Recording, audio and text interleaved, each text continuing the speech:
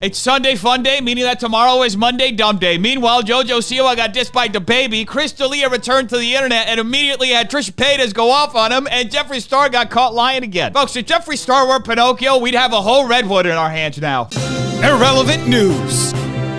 This person has a lot of thoughts about Cardi B's new song, Up. Cardi B's new song is trash, but then again, all her songs are trash. Wow, this person has some really strong opinions about Cardi B's music, and it's especially interesting when you consider that Cardi B saw that tweet and replied it with an old tweet that this person tweeted about Cardi B 4 years ago. Cardi B mixtape low-key fire. You see how that happens, folks? From fan to hater so quickly. Things can change so fast in this world, folks. Like, you could 1 second be following your GPS down a road, then all of a sudden you find yourself in a river right next to an alligator. And in other rap news, rapper DaBaby dissed JoJo Siwa in his latest freestyle. Turn me up, it's gonna see why I do JoJo Siwa. All this makes absolute sense, folks, if your brain is made out of spaghetti. That JoJo Siwa diss came right the F out of nowhere, LMAO. Let's be honest, folks. We all saw this one coming. DaBaby dissing JoJo Siwa, who literally makes content for children and is just living her best life in the most harmless way possible. And that's clearly diss-worthy. Did JoJo Siwa not send him a bow? Because why he come for her like that? A lot of people are missing the fact this is just a ploy, so Baby gets a whole PR package full of bows from JoJo. I mean, just think about it, folks. This unicorn bow would look fabulous on Baby's head. DaBaby beefing JoJo Siwa? Hope he knows that she's taller than him. Hey, JoJo may be an inch taller than Baby, but on a good day, Baby can look like he's her height. All he has to do is put some lifts in his sneakers. And in other embarrassing news, Bryce Hall and Blake Gray actually ended up going to court for all the COVID parties they were throwing over the summer. TikTok stars Bryce Hall and Blake Gray plead not guilty to pandemic party charges. Well, thank goodness all that video evidence has been scraped from the internet.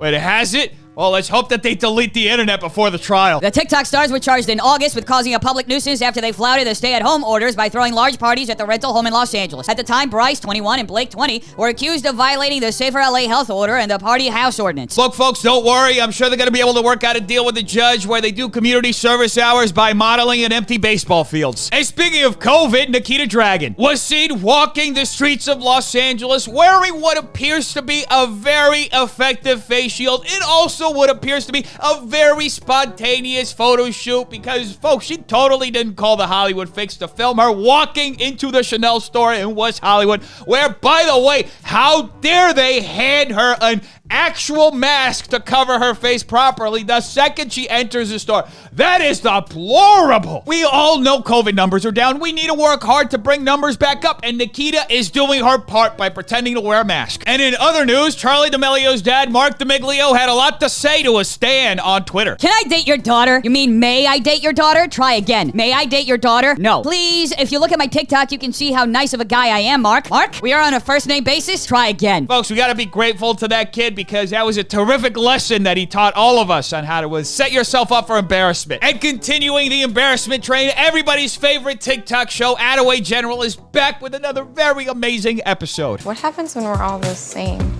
Your excitement's really cute. Oh, shoot.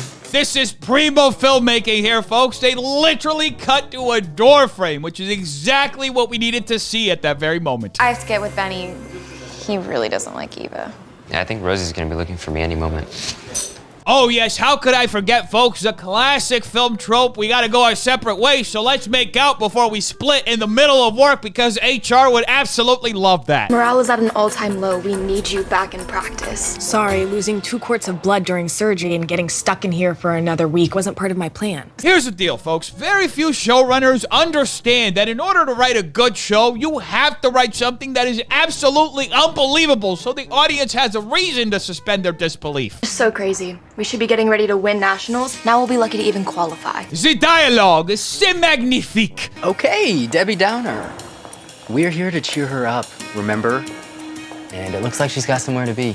Thanks. Folks, this whole situation makes absolute sense, especially when you consider that she went through a very serious medical procedure, lost 2 quarts of blood, and her family is nowhere to be seen. Maybe something is seriously wrong with you. Yeah, I'm addicted to hanging out with a girl that reads global science. Oh no, folks, God forbid that this character hang out with a girl who reads, especially a girl who reads random generic books like global science. A week ago, I was the best high school gymnast in the country. Now I can barely wiggle my toes. There's more to life than just cheerleading. I know, but for as long as I can remember, it's been my superpower, and it's basically my ticket to college. just don't know who I am anymore. But aren't you excited to find out? Exactly. She should be excited that she now probably lost her scholarship and will have to figure out how to go to college without going into a tremendous amount of debt. That's the American dream right there. Did you two get me a Tom Collins, or are you too busy necking? I'll take one of those too, please. Hey, would you look at that? The head doctor of the hospital already joking when the underage intern's about going to happy hour. And in other news, YouTuber Jeffree Smith has been facing several allegations from fans who are coming forward. This was a YouTuber that I'd been following since I was 12. His entire fan base is young girls because he was cute, and like the only thing I'm going to say is he's emo. I had gotten in contact with him because he had put his Snapchat up on Twitter late at night and said that it was for any of his fans who he wanted to talk to. Well, I wonder why he would do that. So we talk, and not really talk, like, you know, he hits on me, and like he's like, oh, I'm like hard in the room with the guy I used to film videos with, and it was just very like kind of childhood ruining. You know, folks, when people say that creators can have an impact on the lives of their audience, this is probably not the impact that people were thinking. As I went on his Twitter and his likes, and I started finding other girls that were making it seem like he was in a relationship with them.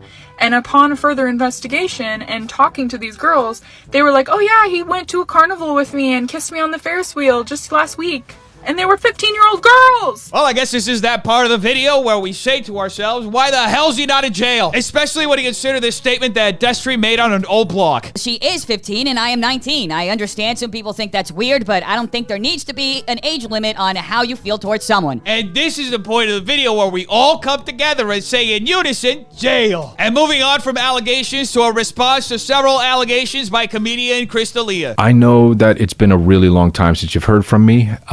And when the news broke, I put out a statement that said everything I've done has been legal and consensual, and that's true. Oh, well, that's interesting. What has Chris D'Elia done? I have never knowingly pursued any underage women at any point, the comedian tells TMZ in response to multiple claims made on social media. Well, I guess this is the first time I've ever heard of underage girls consenting, but maybe there's more to this story. The allegations began piling up this week after one alleged victim claimed that the Netflix series You actor once asked her for pictures knowing that she was underage. She included snapshots of the emails allegedly from D'Elia. Other alleged victims who accused D'Elia of also shared snapshots of conversations they claimed were with a comic in which he them. Say it with me, folks. Somebody get me a throw-up bag. I wanted to talk immediately. I wanted to post online. I wanted to do my podcast, business as usual, but I thought that might not be the best thing. And by saying he didn't think it was a good thing to do, he means that his press agent told him to just shut the hell up. First of all,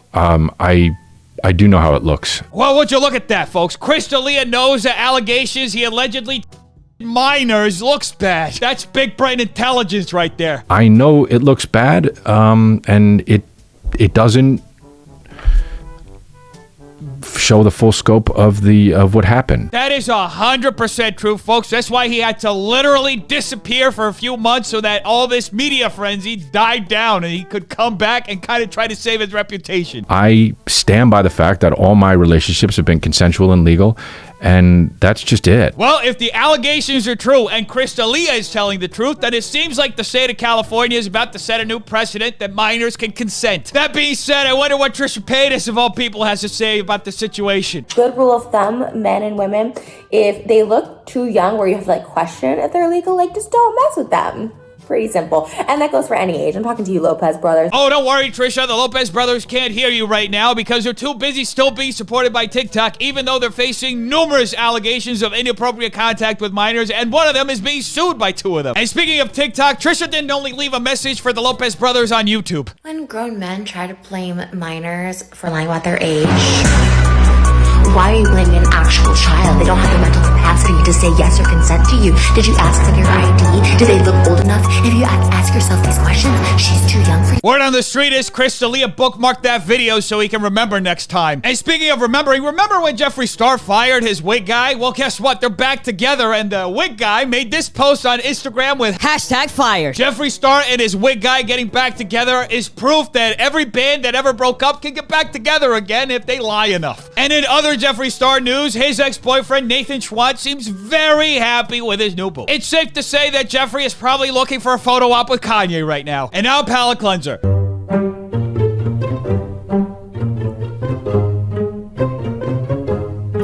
Anyway, defenders, make sure you like and subscribe for more videos like this. Every like will be another day in this beautiful world. Tell me in the comments down below what do you think I want to know. Check out these videos right here. They're good too. Make sure you're still washing your hands, not touching your face, and staying away from stupid people. Have an amazing day, defenders. I love all of you. Peace.